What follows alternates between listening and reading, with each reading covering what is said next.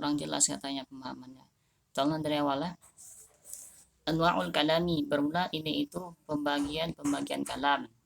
Jadi kalimat anwa'ul kalami, kenapa dia anwa'ul kalami?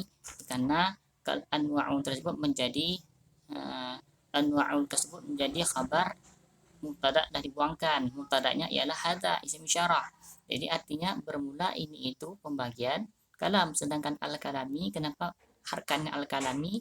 Dikarenakan al-kalami tersebut ini merupakan mudhaf ilaih. Anwa'unya mudhaf, al-kalami mudhaf ilaih. Gimana cara menandakan, misalnya dikatakan orang, gimana cara menandakan kita bisa berikan harkat itu mudhaf ilaih? Maka harus tertandakan syarat mudhaf itu ada 4. Syarat mudhaf ada 4. Kalimat anwa'u kan mudhaf. Di anwa'u tersebut harus ada 4 syarat. Kalau 4 syarat ini udah mencakup, maka bisa kita jadikan sebagai mudhaf. Apa saja syaratnya? Yang pertama, syarat mudhaf tersebut yaitu tidak beralif lam. Jadi kita lihat kalimat anwa'u kan tidak beralif lam, maka satu udah masuk. Yang kedua, anwa'u tersebut tidak bertanwin, baik dia fathah tain, kasrah tain ataupun dhammah tain. Maka tatkala anwa'u ini tidak bertanwin, ini udah masuk syarat yang kedua dari mudhaf. Ya kan? Berarti syarat pertama tidak beralif lam, syarat kedua tidak ada tanwin, syarat ketiga tidak ada alif tasniyah. Alif tasniyah kan anwa'u, tidak ada alif tasniyah. Sedangkan syarat yang keempat tidak ada waw jamak.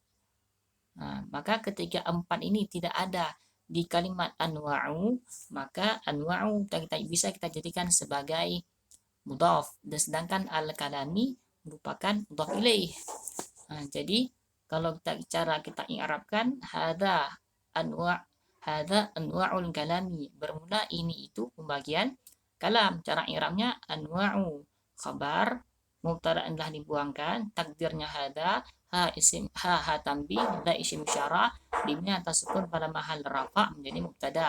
Anwa'u khabar marfu, al marfa dumma yang pada akhirnya. Kenapa marfa dumma? Karena hukum mufrad. Hukum mufrad rafa dengan dumma sang fathah jangan kasrah. Karena hukum jamak taksir.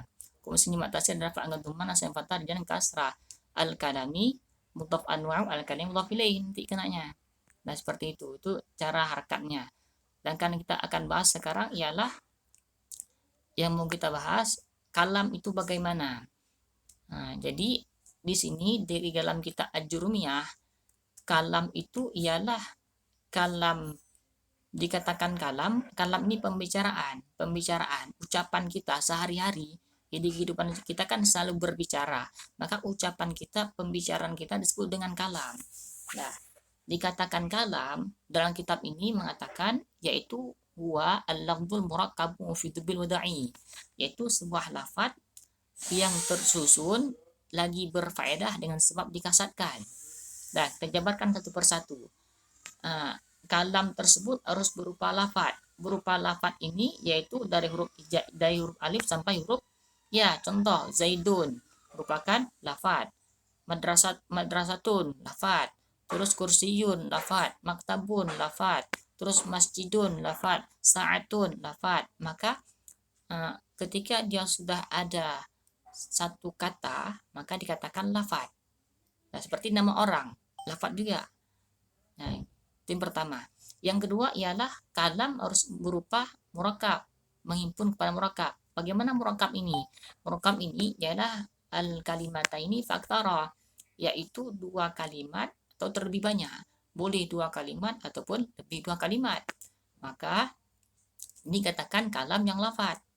Nah, contoh itu kalam lafaz. Contoh Zaidun qaimun ataupun si Zaid berdiri. Berarti dia Zaidun satu kalimat, satu lafaz, qaimun satu lafaz.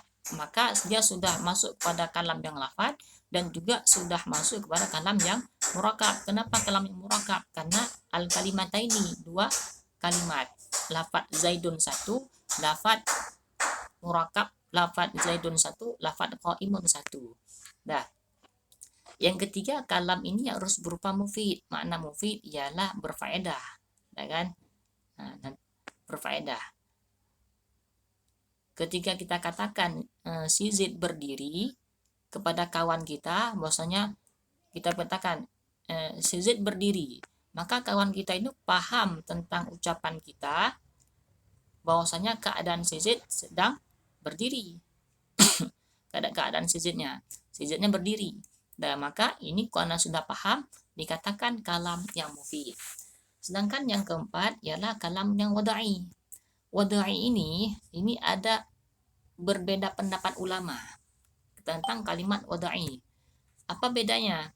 Wada'i ini kalau kita rujuk kepada kitab Syekh Khalid ataupun kitab Abi Najah, mengatakan bahwasanya wada'i ini ada dua pengartian.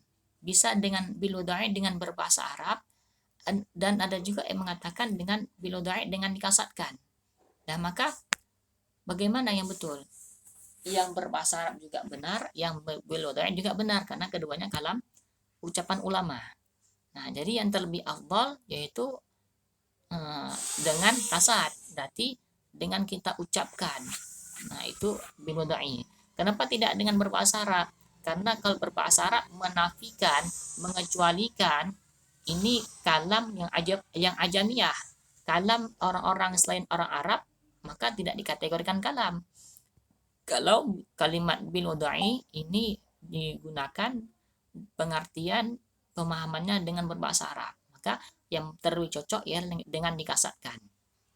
Nah kan, ini berarti dengan ucapan kita mengucapkan, berbicara kepada orang lain, ketika sudah ada lafaz, ada murakab, ada tersusun, dan juga berfaedah kepada orang lain, dan kita ucapkan dengan sengaja, maka dikatakan kalam. Nah, terus ada pertanyaan misalnya bagaimana kalau tidak bersuara? Apakah kalam itu harus bersuara, harus berucap di ucapan? Kalau tidak bersuara bagaimana?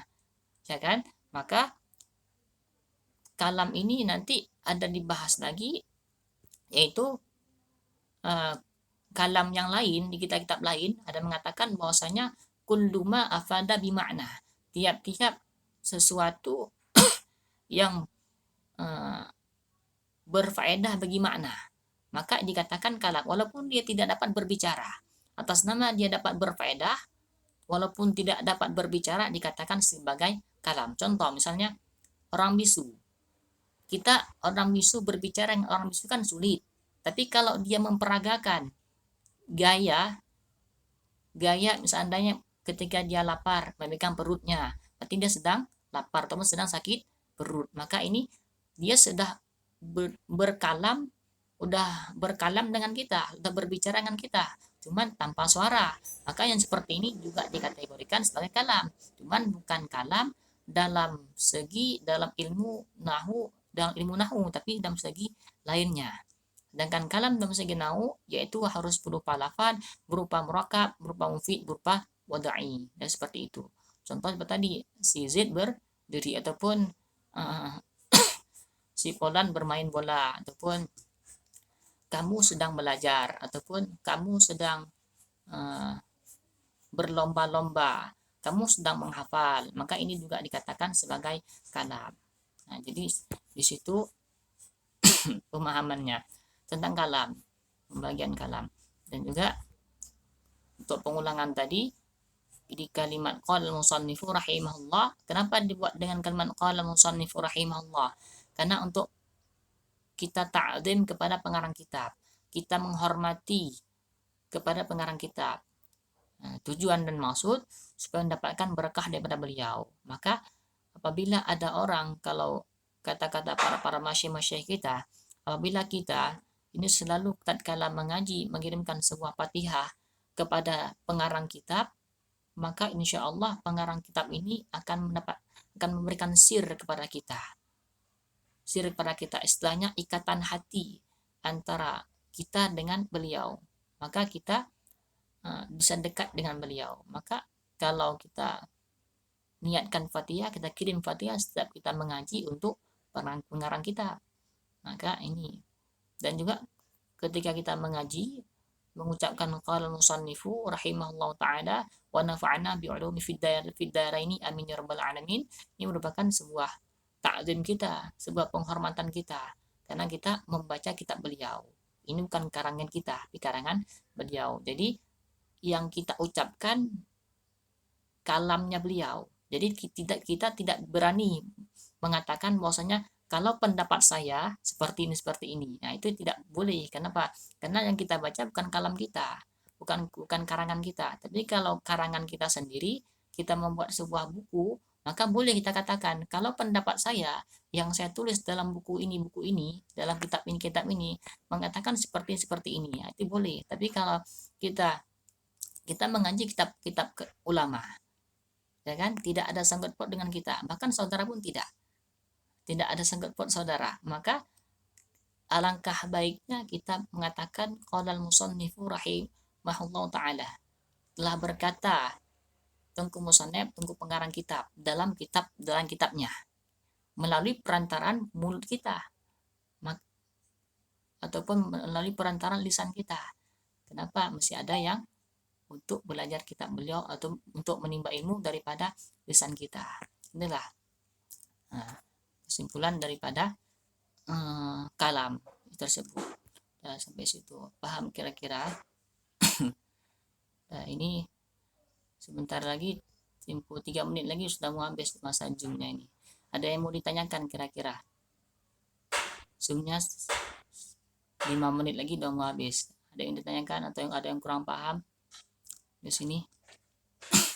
Silahkan ditanyakan. Boleh melalui chat, boleh melalui langsung dibuka audionya.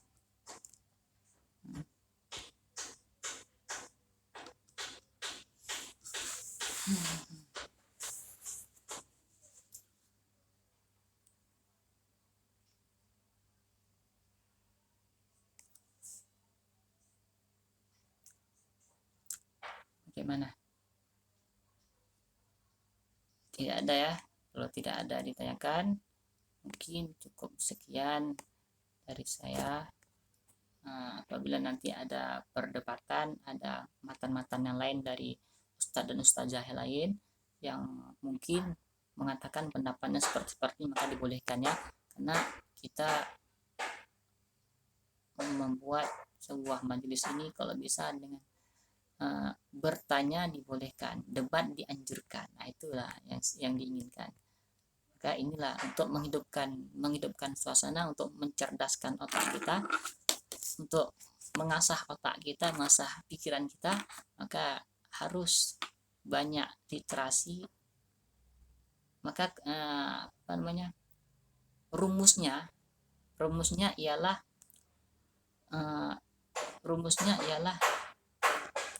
bertanya dibolehkan, debat dianjurkan. Nah, gitu. Mungkin sekian yang dapat sampaikan. Khairul kalam. Assalamualaikum warahmatullahi wabarakatuh.